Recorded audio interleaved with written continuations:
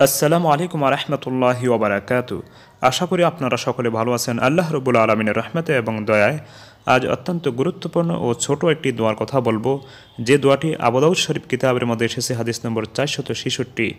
যে দোয়াটি মাত্র একবার পাঠ করলে দিন রাত 24 ঘন্টা শয়তানের ধোঁকা থেকে বাঁচা যাবে, শয়তানের প্রবঞ্চনা থেকে বাঁচা যাবে, শয়তানের দুশ্মনী থেকে বাঁচা যাবে।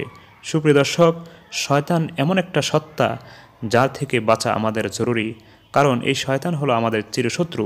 আর চিরশত্রু হওয়ার কারণ হলো এই শয়তান একজন মানুষকে পরকালে চির জাহান্নামী বানিয়ে ফেলে। আল্লাহ রবুল আলমিন কোরআনুল কারিমে স্পষ্ট ঘোষণা করে দিয়েছেন, নিশ্চয়ই শয়তান হলো তোমাদের স্পষ্ট দুশ্মন, অতএব তোমরা তার থেকে বাঁচো।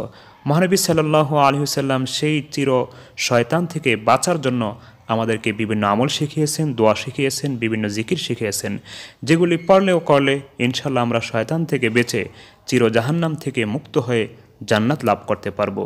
সুপ্রিয় দর্শক, আসুন আমরা আজ সেই দোয়াটি জানব, যে দোয়াটি মাত্র একবার পাঠ করলে সেই শয়তান থেকে সারা দিন সারা রাত মুক্ত থাকা যাবে, শয়তান ধোঁকা দিতে পারবে না।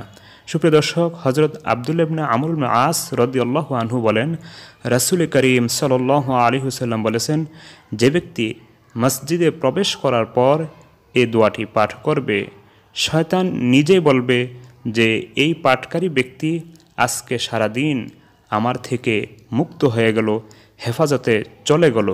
সুপ্রিয় দর্শক, আসুন আমরা দোয়াটি জানি।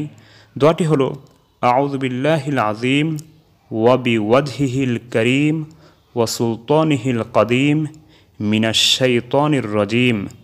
আউযু বিল্লাহিল আযীম ওয়া বিওয়াজহিল কারীম ওয়া সুলতানিহিল কদীম মিনাশ শাইতানির রাজীম। সুপ্রিয় দর্শক, দোয়াটি আপনারা যে কোনো মসজিদে প্রবেশ করার পর একবার পড়লেই হবে। দোয়াটির অর্থ হলো, আমি মহান আল্লাহর এবং তার সম্মানিত জাতসত্তার এবং চিরন্তন কর্তৃত্বের মাধ্যমে বিতাড়িত শয়তান থেকে আল্লাহর কাছে আশ্রয় প্রার্থনা করছি।